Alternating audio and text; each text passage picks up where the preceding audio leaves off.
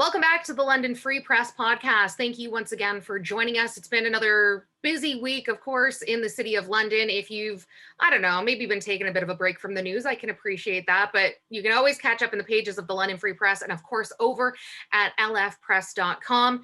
Now, if you're like me, you maybe haven't been on vacation in too long. Pre-pandemic, I am jonesing for a vacation.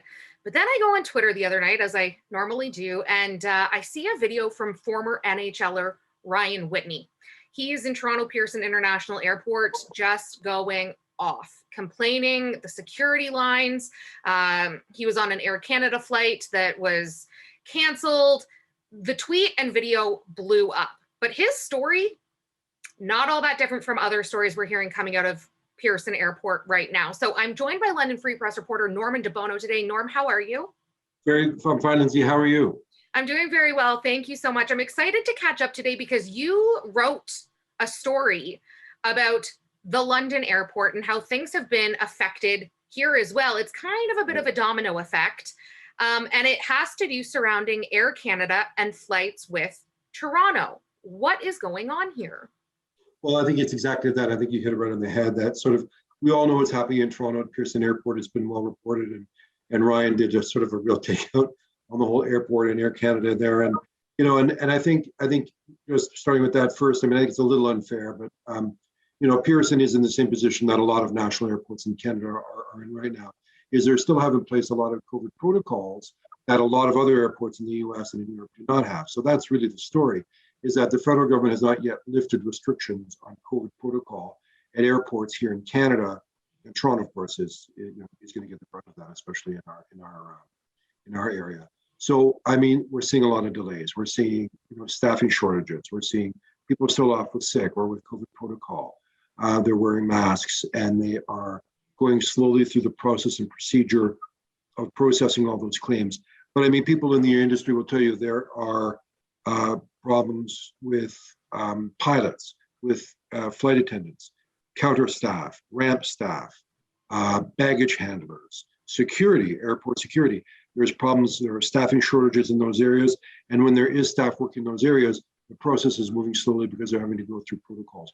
The bottom line is, and everyone knows it by now, is that it's a backup. It's created a logjam, and there's a backup of goods. And we've all seen the video and the footage of people trailing through Pearson International Airport, waiting hours and hours for flights. And so, if you're going to take a flight, go early and take a book and pack a lunch. So, but down here in London, Ontario, we thought we were sort of immune to that, but it turns out we're not. So what's happened is there has been, in recent weeks, there's been this a series of cancellations of a few flights and delays of flights as well.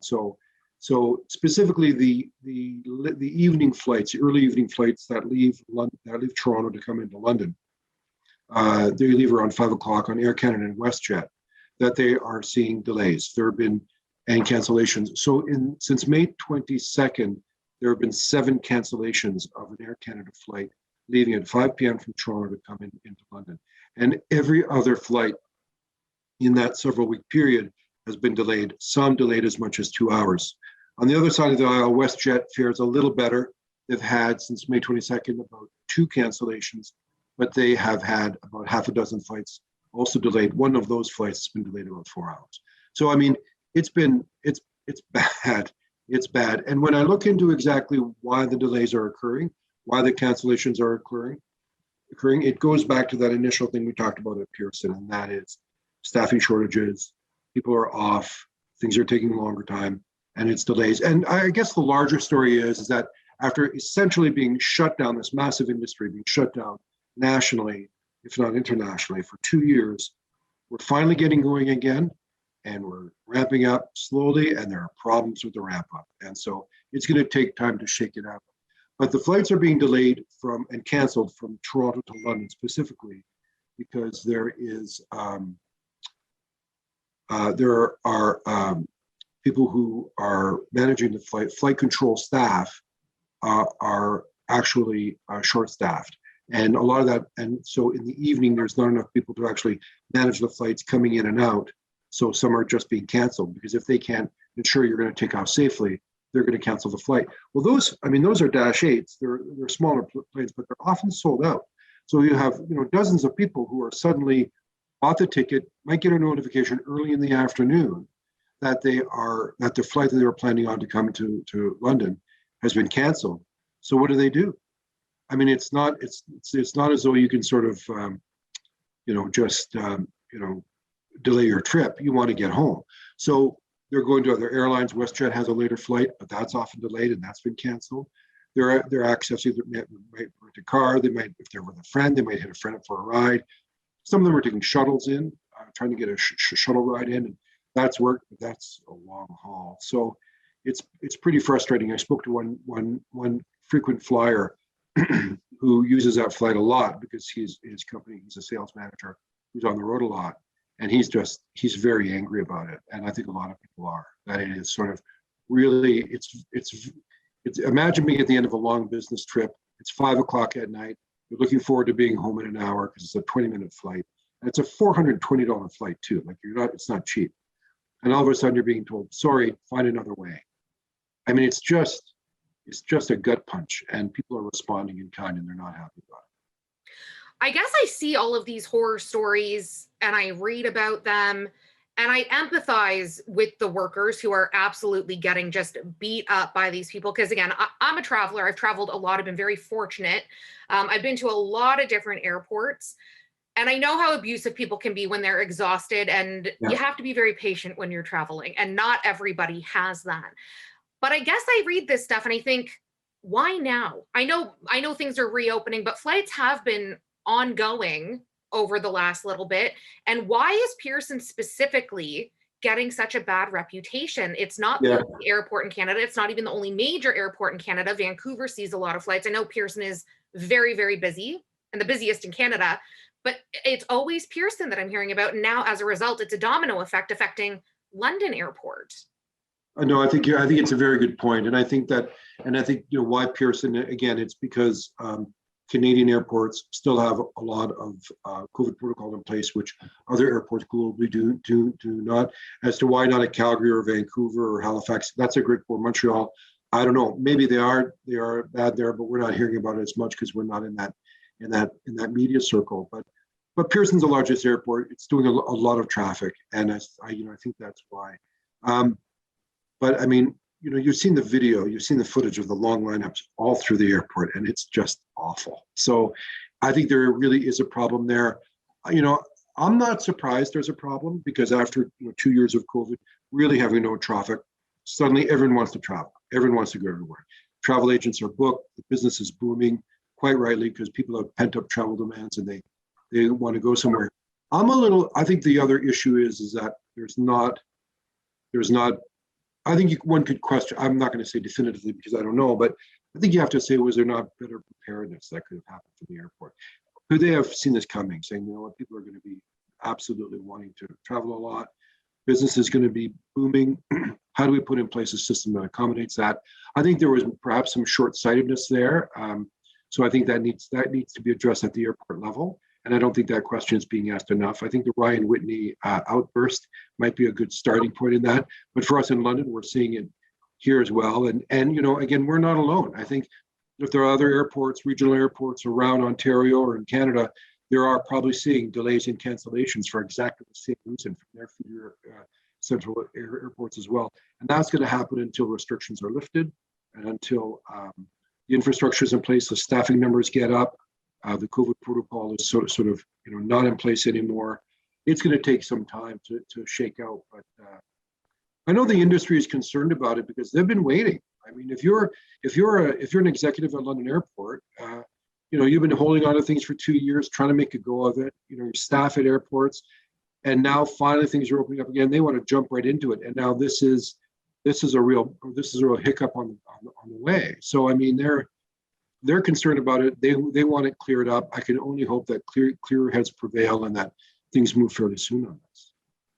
Listen, delays aside, which can be a complete pain, and I know I've been caught up laid over in airports for longer than I would have liked, but I was texting with a colleague this morning who got caught up in a bit of a mess at Pearson last week or a couple weeks ago, and he said by the time they got to security, they barely checked the passports. just kind of glanced and off they went. He's also not the first person to have said this to me. I have other friends who have said the same thing. Now, this to me is now kind of a question of national security. That's a little worrisome. What's the explanation there? Is it again just short staff? Yeah, I had not heard that. That's a really interesting point. I mean, I would be surprised. I've heard the opposite. I've heard that people being delayed on flights because of the CanApp travel app that you now have to fill out when you're traveling. So I mean, I wonder if that's an isolated incident. I would never suggest that security is lax without really having concrete proof of it. But I mean, it's if it is happening, I can only assume it's isolated, and maybe you're right. Maybe people being pressured or feeling hurried because there is such a long lineup. There is stress. There is that pressure to sort of move people through. So, I think the issue there, your point there is well taken, and that is that once this starts to happen, there could be a lot of fallout in different areas that we may not really be able to track or know a lot about. So it opens the whole process up to that kind of speculation. Obviously, as you've mentioned several times, COVID regulations in Canada are still very strict compared to other countries, especially the United States. A lot of people I know crossing over to Detroit and just flying domestically within the United States, getting to where they're going. It makes sense. We're seeing the provincial masking mandates being lifted in a couple of days in all of the remaining settings. Do we have any expectation as to timeline with regards to the federal government? Because when you get on a flight, that's a federal regulation, not a provincial mandate. Do we expect these regulations to change to kind of expedite and alleviate some of this? Honestly, I'm surprised it hasn't happened already. There's mounting pressure from airports, from the actual, from airports, from airlines, from the companies sort of working in the sector. Everyone's asking this now. Analysts are asking. The pressure is mounting. I think business groups are asking the same thing. I'm surprised it hasn't happened yet.